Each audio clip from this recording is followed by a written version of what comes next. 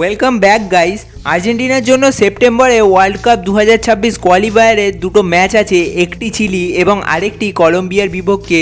সেই দুই ম্যাচকে সামনে রেখে আর্জেন্টাইন কোচ লিওনেল স্কালোনি 28 জনের একটি দল ঘোষণা করেছে।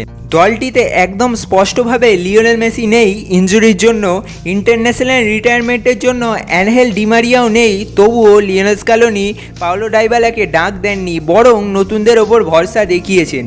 আমি জানি না সকল আর্জেন্টিনা ভক্তরা কি ভাবছেন ঠিক এই সিদ্ধান্তটিকে নিয়ে, কিন্তু আপনারা যদি একটু নস্টালজিয়া থেকে বেরিয়ে টিমের ভালো দিক হিসাবে বিবেচনা করে দেখেন, তাহলে আমার মনে হয় না লিওনেল স্কালোনির এই সিদ্ধান্তটা আপনার ভুল মনে হবে। যাই হোক, আজ এই ভিডিওতে আমরা আর্জেন্টিনার এই স্কোয়াডটাতে কোন পজিশনে কে কে আছে তা নিয়ে একটি বিস্তারিত আলোচনা করব। প্রথমেই গোলকিপিং পজিশনে আছেন Emiliano Martinez, Geronimo Rulli, Juan Musso ও ওয়াল্টার বেনিতেজ। এই কলগুলো দেখে বোঝা যাচ্ছে ন্যাশনাল টিমের জার্সি গায়ে ফ্রাঙ্কো আরমানির দিনটা হয়তো শেষ।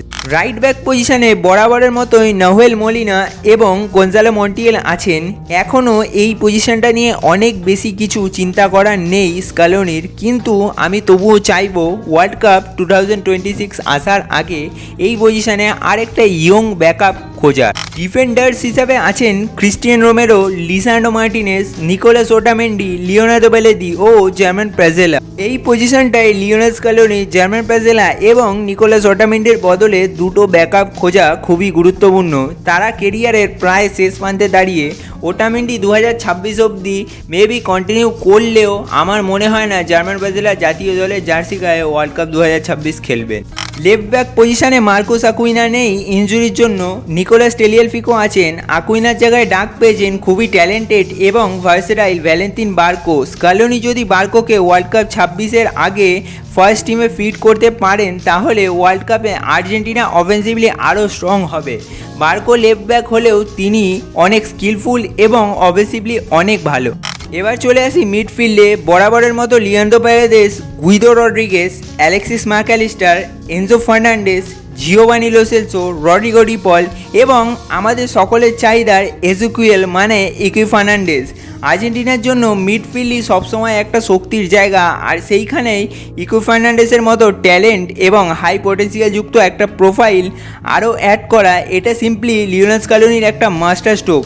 প্যালাসিওসকেও স্কালোনি এইবার দলে রাখেননি। ফরওয়ার্ডে আসি Nicolas Gonzalez, Alejandro Garnacho, Matias Soule, Giuliano Simeone, Valentin Carboni, Julian Alvarez, Lautaro Martinez এবং লাজিওর ভ্যালেন্তিন কাস্তেলানোস। দেখুন, এই পজিশনের প্লেয়ারগুলোকে আপনার একটু অপরিচিত লাগলেও তাদের মধ্যে ট্যালেন্টের কোনো কমতি নেই। আর্জেন্টিনার টিমের ভবিষ্যৎ সুন্দর করার জন্য নতুনদের ওপর বিশ্বাস রাখাটা প্রয়োজন এবং লিওনেল স্কালোনি সেটা করে দেখাচ্ছেন।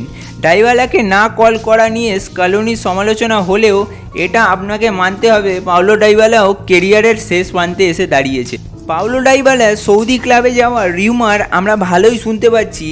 এখন তাকে সুযোগ দিতে গেলে দল থেকে কোনো এক তরুণকে বাদ দিতে হতো, কিন্তু স্কালোনি দলটাকে লং টার্ম সার্ভিস দেবে এমন প্লেয়ার চাই।